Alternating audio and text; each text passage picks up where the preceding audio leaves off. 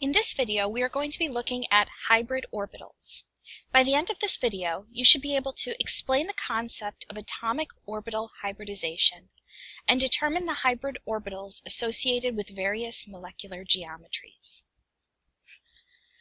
Prediction of valence bond theory model does not match with real-world observation for molecules that have more than two atoms.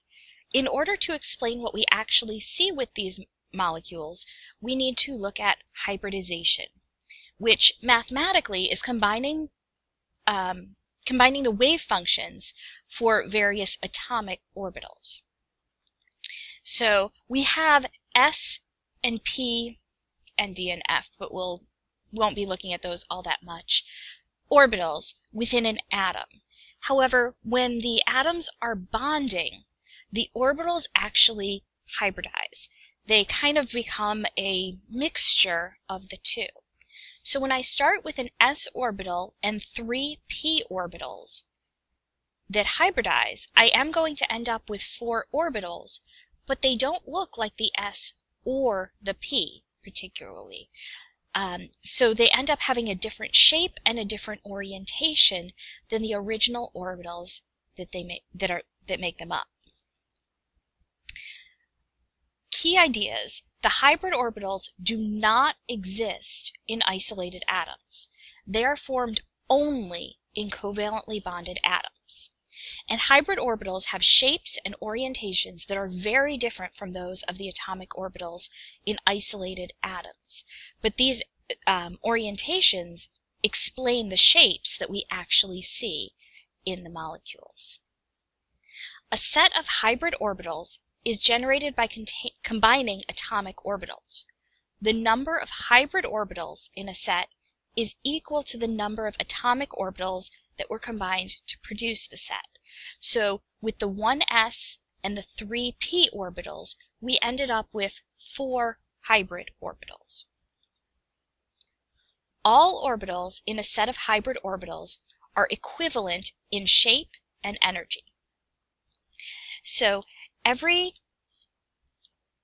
orbital that's created from this hybridization has the same shape and the same amount of energy. Just like every 3p orbital had the same amount of energy in atomic orbitals, when they hybridize to form equivalent orbitals, those will all have the same energy as well. And the type of hybrid orbitals formed in a bonded atom depends on its electron pair geometry as predicted by the VSEPR theory. Hybrid orbitals will overlap to form sigma bonds, or they can hold lone pairs. Unhybridized p orbitals are what need to overlap in order to form the pi bonds. So sp hybridization would be found in something with a linear electron pair geometry. To get sp hybridization, we're going to mix an s and a p. So I have one s orbital and one p orbital. When those hybridize, I'm going to end up with two orbitals that are both called sp, hybridized. And when they form bonds, we have a linear arrangement. So we've got, notice there's a big lobe on this side and a little lobe on the other side. Oftentimes those little lobes are going to be omitted from drawings when we're putting multiple orbitals together, just to make it a little more clear what's going on. So when we mix these two together, we have the one sp orbital here with a little lobe over here that's not drawn, and the other sp orbital has that big lobe over there with this little lobe over here that's not drawn. And we have that 180 degrees between those two lobes.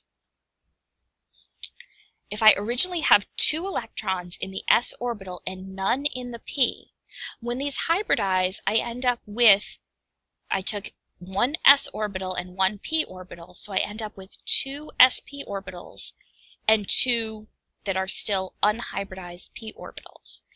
However, both of those sp orbitals will each have one electron in them because they're at the same energy, and I want one in each orbital before doubling up.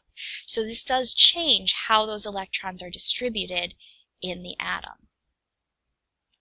sp2 hybridization would be something with a trigonal planar electron pair geometry, and I get it from mixing an s and 2 p orbitals. So I'm starting with 1 s and 2 p orbitals. I'm going to end up with a total of 3 sp2 orbitals, and I get that trigonal planar arrangement from that. So again, I start with the 2s with 1 s orbital and 2 p orbitals. I end up with a total of 3 hybridized orbitals and 1 p orbital that is still unhybridized. sp3 hybridization would be tetrahedral electron pair geometry. sp3, 1s, 3p orbitals. I end up with a total of 4 hybridized orbitals, which is why I have it with the tetrahedral electron pair geometry with 4 regions of electron density, and that gives me the nice tetrahedral shape here. So again, when I get the sp3, I take the s and all 3 p's and hybridize them, and I end up with 4 sp3 orbitals. Hybridized orbitals can either overlap to form sigma bonds or can hold a lone pair. And they can overlap to form sigma bonds either with other hybridized orbitals or with unhybridized orbitals as well. There is also sp3d hybridization, which would be trigonal bipyramidal electron pair geometry. So remember, that's something with 5 regions of electron density.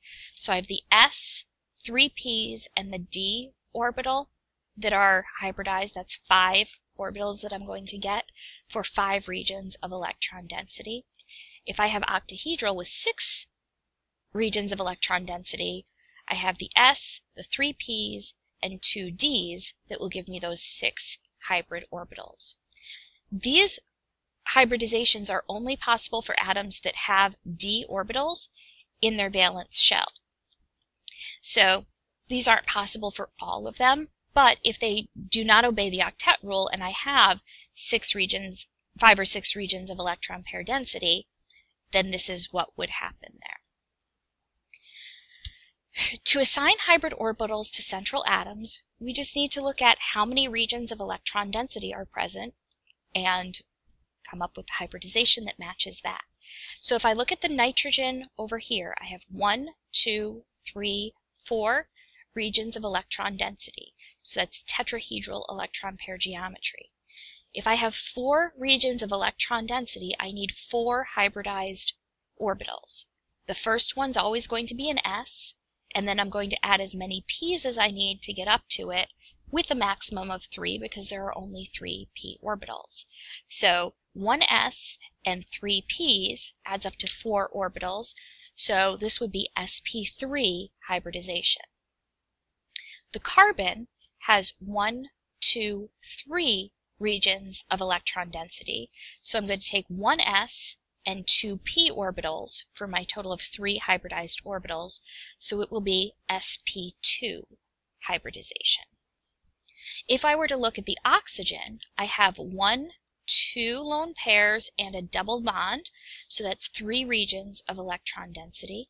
So again, I need 3 hybridized orbitals, so I'm going to start with an s and 2 p orbitals, which gives me sp2 hybridization on the oxygen here as well.